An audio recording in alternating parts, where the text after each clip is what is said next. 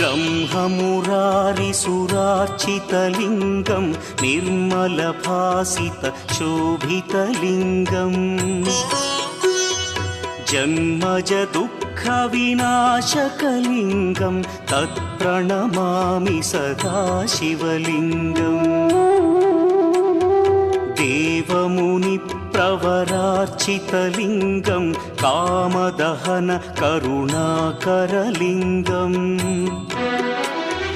रावणदर्पविनाशकलिङ्गं तत्प्रणमामि सदा शिवलिङ्गम्